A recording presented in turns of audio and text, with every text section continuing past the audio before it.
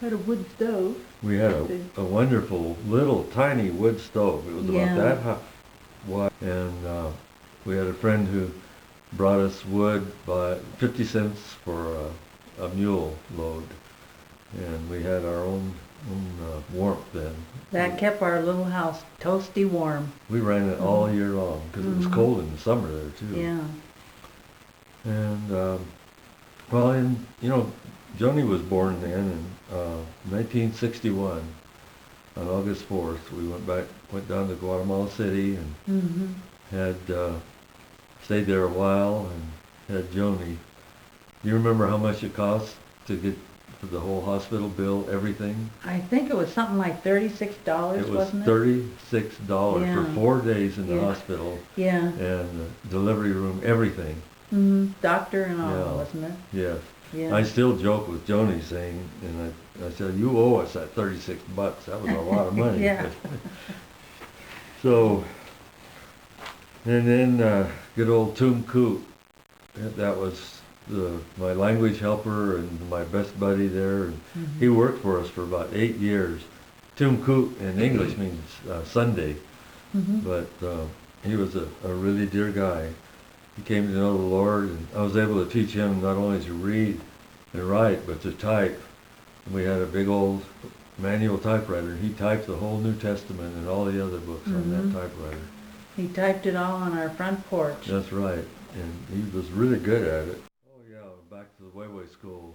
I'll never forget that first day when we left Galen and Way Tenando at that little boarding school, and it was most difficult for her because she was there all alone, and she left her little sisters and her mom and dad, and that was a heartbreaker. Yeah. We were able to go back only about every 3 months and visit. On our way to Guatemala City, we'd stop, stay overnight, and that wasn't nearly enough. They had about 5 months off for vacation, and that helped, but it was still really, really hard.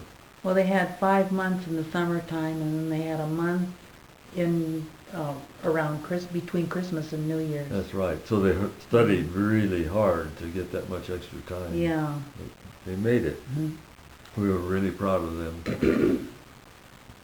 I used to take a lot of trips. Just when I say trips, I mean walking, hiking, or on mule to the different villages. And some of them were really tough to get to, but I loved just going to these villages and sharing the word and doing a little bit of medical work, and it just worked out well.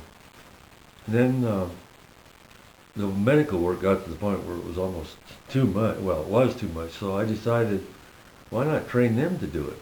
And so I began to train a few medical workers just to do the stuff that they could do there. Like giving the DBT shots and yeah, the shots. Basic things like that. Yeah. Amazing how much they could do. And so that took the load off of us. And let's see, towards the end, we helped them set up a Bible Institute. It was 4 hours from where we lived, in the center of the group area, but it was really amazing. That we provided the land, we bought the land, and we bought land for firewood for them, and then they did everything else. And that Bible Institute has been going now for 41 years. Completely run by themselves. Totally run by them without any outside influence. Isn't that wonderful? And I heard they produce more pastors than any other Bible school in that whole state. So they've gone out, they send out missionaries to other tribes to share the gospel. Yes, they were even doing that before we came, I believe. Yeah. They may have, I don't remember. And they were able to start doing radio programs. We recorded them, and then they carried them over 12 hours over to a missionary radio station, and they started broadcasting the scriptures and messages over the radio. Then we had the big day of dedicating the whole New Testament. That was a big, exciting day It for was. them, and because everybody was was really excited about getting their New Testaments. Yes. Pretty soon I'll have my very own, so many of them would Yeah. say. One guy came to me one day and he said, just 24 hours before I'll have my own New Testament. Yes. So we dedicated that on, I think it was January 21st, 1970.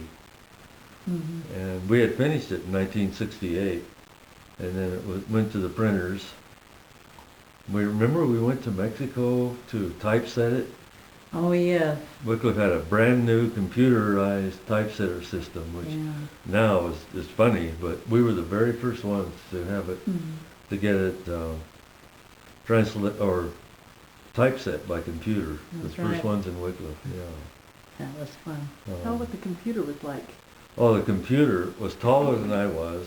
I remember back then it cost $22,000, which was a lot of money. It had 64K memory and it ran on paper tapes. So we had typed the whole New Testament onto these paper tapes and took those up there in a great big box. And it took us a couple of months to get it all computerized and done. Now they can do it in minutes. Mm-hmm. The same thing on one little tiny disc. But that was state of the art back then. We were glad to have that back then. Yes. And so in 1970 in May, we left there to come back. God led us to come back to the U.S. Mm-hmm. And The goodbyes were very, very hard oh, on us, and I think the Indians too. now that was the first time I ever saw a Chuk men cry. Yeah. All those years there, and they were Yeah. weeping when we left. Mm-hmm. And I remember when the pastor said they were going to send a delegation to Guatemala City and tell Wycliffe not to let us leave. Yes, I remember that. But you know, God had accomplished all of the goals that He gave Mhm. us for that time Mhm. in about 11 and a half years. The Mhm. New Testament, the wonderful literacy program, medical program, Mhm. Bible Institute, church training the church leaders, and Mm-hmm. so many things that God enabled us to do. And it was all His working. Yeah, I remember that day just before we left, this little Indian lady that had been a good friend came up to me and said, and she had her hand clenched like that, and she says, I have something for you to help you with your trip home. And she gave me 20 pennies that she had saved Yeah. from And her that- husband's work pay. I bet that was all she had. Yeah. It sure 20 reminded me. pennies was more than a day's, no, it was about a day's work at that time. Yeah, but they didn't even have hardly any money, so No. it meant a lot more than that. Oh, yes. It reminded me of Jesus' comment about the woman that gave one penny in the temple. He said she Mhm. gave more than all the rest. Yes. God, I'm sure, really blessed her for that. Mm-hmm. So, just right before we left Guatemala City, we had this Suburban, big old Chevy Suburban that Mm-hmm. we needed on the roads down there. And I thought, I don't want to haul that thing back to the U.S. I'd rather have a real car. And we were praying about that. And 3 days before we left, we went over to dinner with a couple that worked for the fruit company there, the banana company. And that evening he said, you don't know anybody that needs a car, do you? And we thought, yes. And they had this beautiful big old Dodge. It was 3 years old with almost no miles on it. And he said, well, the government's going to confiscate it unless we get rid of it immediately. So they sold it to us for almost nothing. But then we had to get it transferred to our name.